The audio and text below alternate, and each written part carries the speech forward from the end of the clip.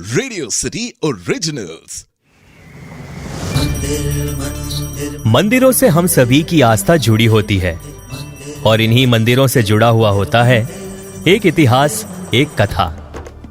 इन मंदिरों से जुड़े हुए इतिहास और कथा को हम जानेंगे इस पॉडकास्ट सीरीज पर, जिसका नाम है मंदिर धरोहर भारत की।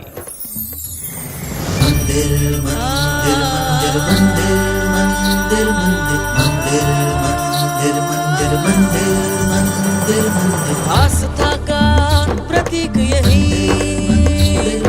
मन को शांति मिले यही, निराशा में आशा मिले यही, जगमाता और पिता मिले यही। मंदिर धरोहर भारत की, मंदिर धरोहर भारत की।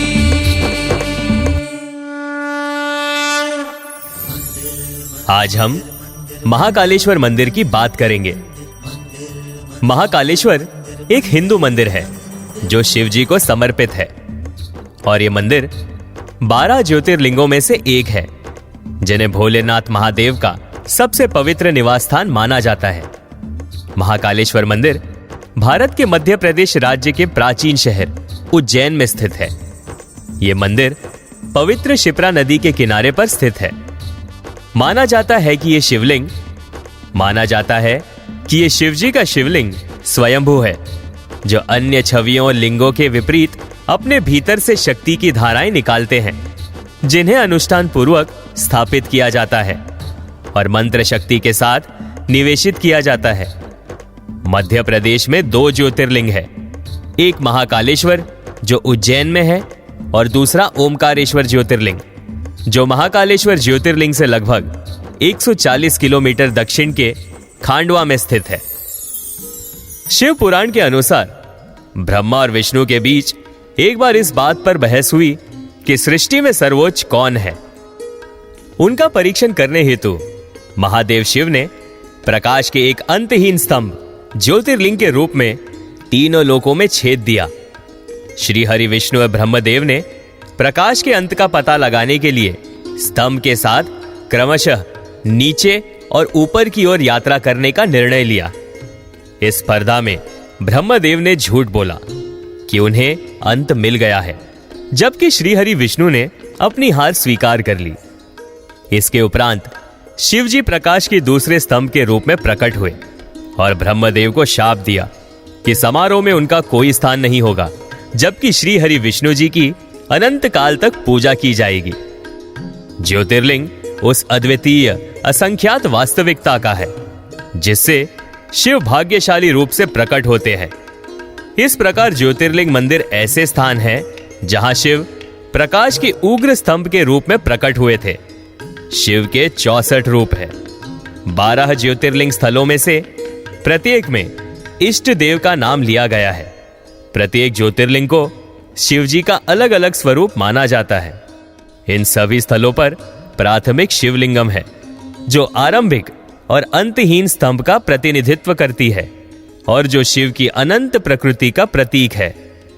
महाकालेश्वर की मूर्ति को दक्षिण मूर्ति के रूप में माना जाता है, जिसका अर्थ है कि ये दक्षिण की ओर है।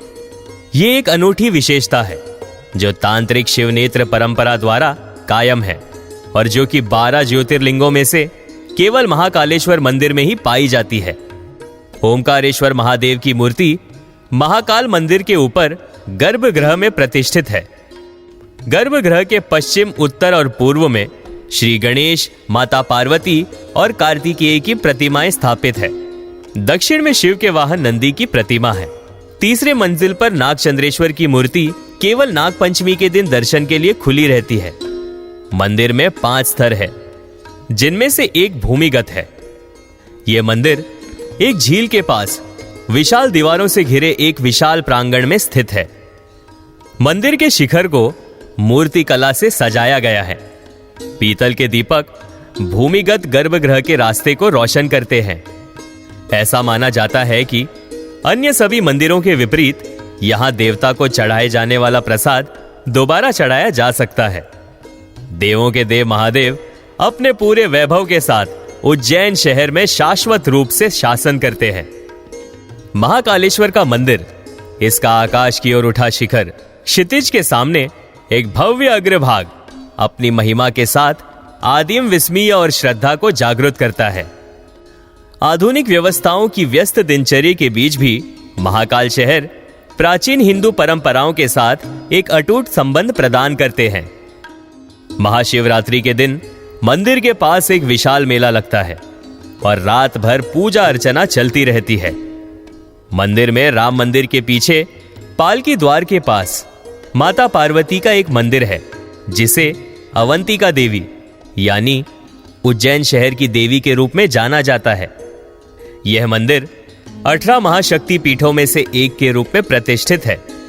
शक्ति पीठ ऐसे मंदिर है जिनके बारे में मान्यता है कि जब सती देवी के शव को महादेव ले जा रहे थे, तब भगवान विष्णु ने अपने सुदर्शन चक्र से देवी शक्ति के शव के टुकड़े किए और उनके शरीर के अंग 51 जगह पर गिरे, और इस तरह उन 51 स्थान को शक्ति पीठ कहा जाने लगा। 51 शक्ति पीठों में से प्रत्येक में माता शक्ति और काल भैरव के मंदिर है। कहा जाता है कि सती देवी का ऊपरी होंठ यहीं पर गिरा था और इस शक्ति को महाकाली कहा जाता है। पुराणों के अनुसार उज्जैन शहर को अवंतिका कहा जाता था और यह अपनी सुंदरता और भक्ति केंद्र के रूप के लिए प्रसिद्ध था। यह उन प्राथमिक शहरों में से एक था जहां छात्र पवित्र ग्रंथों का अध्ययन करने जाते थे। पौराणिक कथा के अनुसार चंद्रसेन नामक उज्जैन का एक शासक था जो शिव का एक भक्त था और हर समय उनकी पूजा करता था। एक दिन शिखर नाम का एक किसान लड़का महल के मैदान में घूम रहा था और उसने राजा को शिव का नाम जपते हुए सुना और उसके साथ प्रार्थना करने के लिए मंदिर में चला गया। हालांकि सैनिकों ने उसे बलपूर्वक वहां से हटा दिया और शिप्रा नदी के पास शहर के बाहरी इलाके में भेज दिया। उज्जैन के प्रतिद्वंदियों, मुख्य रूप से राजा रिपुदमन और पड़ोसी राज्यों के राजा सिंहादित्य ने इसी समय के आसपास राज्य पर हमला करने और उसके खजाने पर कब्जा करने का फैसला किया। यह सुनकर शिखर ने प्रार्थना करना शुरू कर दिया और यह खबर वृद्धि नामक पुजारी तक फैल गई और अपने बेटों से सूचना प्राप्त करने के उपरांत शिप्रा नदी पर भोलेनाथ से प्रार्थना करना शुरू कर दिया। राजाओं ने शक्तिशाली राक्षस दूषण की मदद से आक्रमण किया और सफल रहे। राक्षस दूषण को ब्रह्मदेव द्वारा अदृश्य होने का वरदान प्राप्त था। उन्होंने शहर को लूट लिया और सभी शिव भक्तों पर हमला किया। अपने असहाय भक्तों की प्रार्थना सुनकर महादेव शिव अपने महाकाल रूप में प्रकट हुए और राजा चंद्रसेन के दुश्मनों को नष्ट कर दिया। अपने भक्तों शिखर और वृद्धि के अनुरोध पर महादेव शिव शहर में निवास करने और राज्य के मुख्य देवता बनने के लिए तथा शत्रुओं से इसकी रक्षा एवं अपने भक्तों की रक्षा करने के लिए सहमत हुए। उस दिन से भगवान शिव अपने प्रकाश रूपी महाकाल के रूप में एक लिंगम में रहने लगे, जो शिव और उनकी पत्नी पार्वती की शक्तियों से स्वयं बना था। भोलेनाथ महाकाल ने अपने भक्तों को आशीर्वाद भी दिया और घोषणा की कि जो लोग इस रूप में उनकी पूजा करेंगे वे मृत्यु और बीमारियों के भय से मुक्त हो जाएंगे। साथ ही उन्हें सांसारिक खजाना भी दिया जाएगा और वे स्वयं शिव के संरक्षण में रहेंगे। तो ये थी महाकालेश्वर मंदिर से जुड़ी कुछ बातें।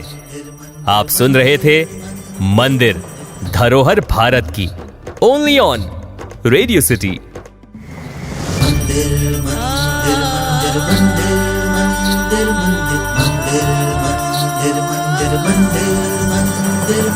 आस्था